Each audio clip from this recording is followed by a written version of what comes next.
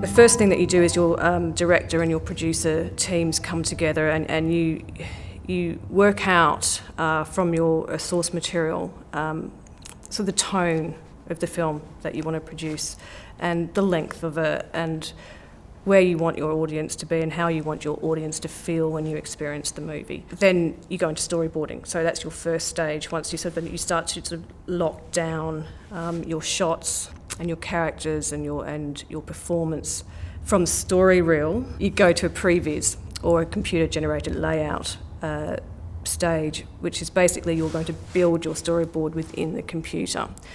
So you can place your cameras and your lights and block staging animation with rough grayscale models. Most importantly there, it's getting your film, your camera language and your camera movements blocked as well. Running alongside previs and actually storyboarding, if you have characters that you know are going to be in your film, you can start building them. So you start building your asset bank. So we obviously knew that the boy was going to be a key character and the lost thing. So they were safe characters, as we call them. So any safe characters we could start Tom modelling. When we model the sets and environments in 3D, it starts off very much with a set of reference sketches from Sean, a set of designs. And based on those designs and the storyboard, we know where the camera is going to move, how much of the environment and set we're going to see, which then helps to define how much of the set we build. So obviously we don't build anything that we're not going to see in the final animation. So then it's constructed very much in the similar vein to the characters. You build the model in 3 dimensions, so it's usually a fully fledged 3D environment.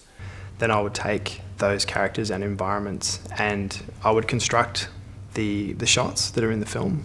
So it would be start off quite a basic stage of timing and composition, or a blocking phase. This is all running alongside a continuous production design asset building until you've basically got your bank of assets and you're dropping them into your animated scene. And then adding the final lighting kind of binds everything together, almost like a varnish, me thinking in the terms of a painter. It's a varnish that kind of holds the universe together as if it's in this one particularly atmospheric fish tank. Yes, in essence, we can move the lights anywhere you'd like. You can have them any shape, any size, any colour, any intensity. So there's a huge amount of potential variability there. You can tweak and change to get the desired result. Computer-generated animation is a lot easier to block out your scenes. So you have your various assets that you can bring in, and you can, lay out your timing and composition and your cameras. There's also the flexibility, in fact, to then take things further and do many things which you couldn't do in a sort of live action set. You can fake perspectives, you can shrink things in the distance, you can essentially do anything you think you would like to do with the set to get the desired final image. It's very powerful in the sense you can do that in a non-linear fashion.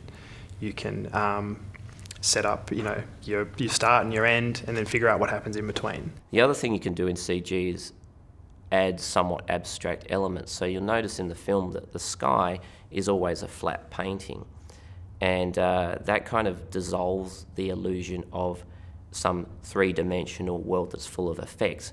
There's a funny feeling of it's realistic and rendered in great detail, but at the same time things look fake and a little bit wooden, and that was actually part of our aesthetic brief, that it should not look real. So I went and created this vast library of hand-painted textures on separate bits of paper and scanned them in, and then I worked closely with Tom to lay those over all the digital objects that he'd modelled. Yeah, so it was very pleasing to see it develop. Yeah, after the 9.5 years of production, but I'd like to clarify that as being 4 years of hardcore from storyboard production, to have actually finished it with that small team, I think that's the achievement.